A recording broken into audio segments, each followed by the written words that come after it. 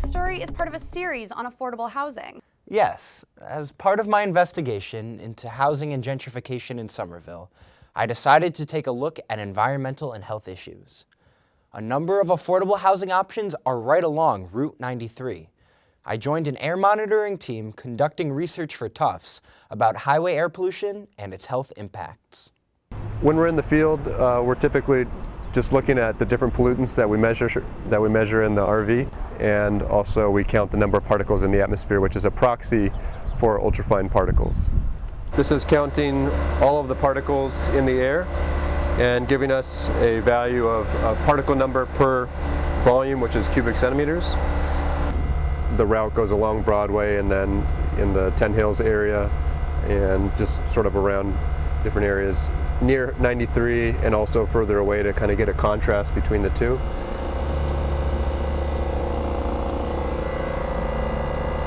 Here was when we drove by 93 the first time, and then this was when we were parked next to 93.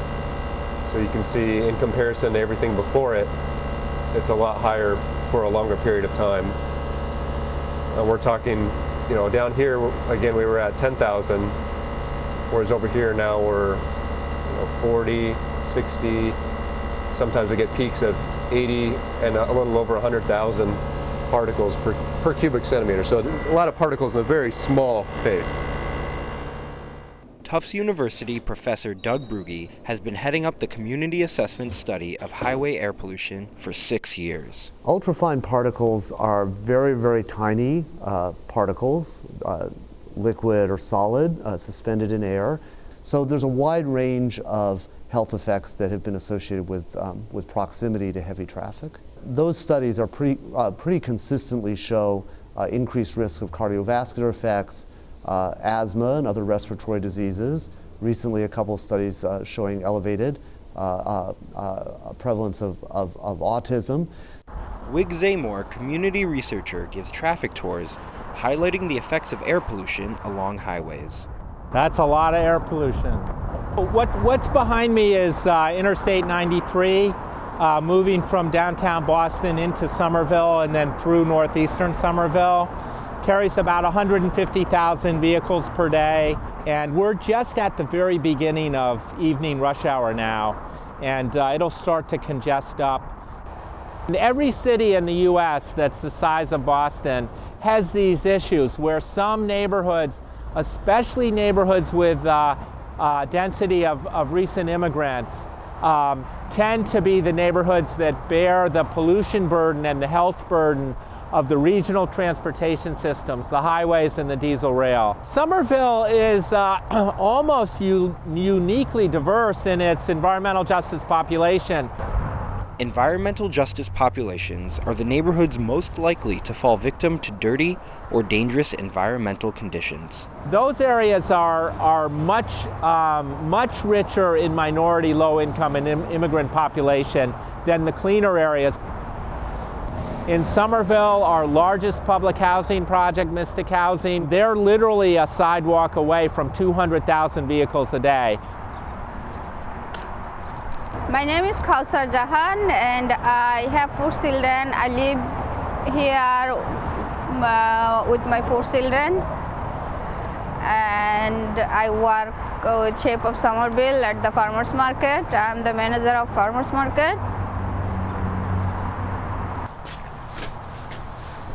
People here are disabled or like low income, so they need education, they need healthy food, they need money. They sent me Everett. I was living with another family, so it was hard to live with another family. She has kids, I have kids, so they always fight and different culture. Since I applied for this housing, I had to wait for 1 year. Oh, it was like my dream come true. I bought my own house, like I can do whatever I want, I can cook whatever I want. Highway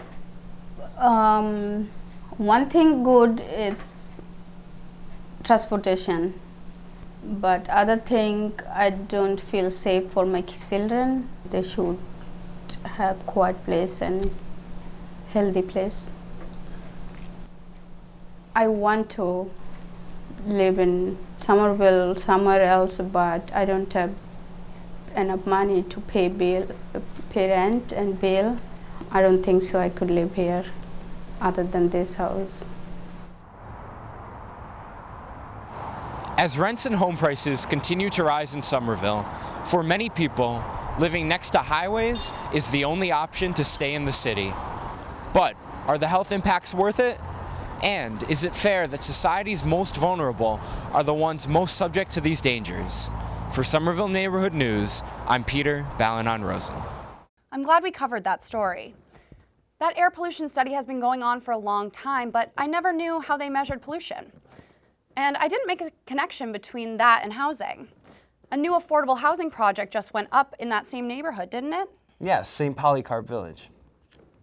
How can people learn more about this and maybe advocate for better transportation and health improvements in Somerville? They should check out STEP, the Somerville Transportation Equity Partnership, at somervillestep.org. There will be one more segment in the housing series. Tune in on May 6th.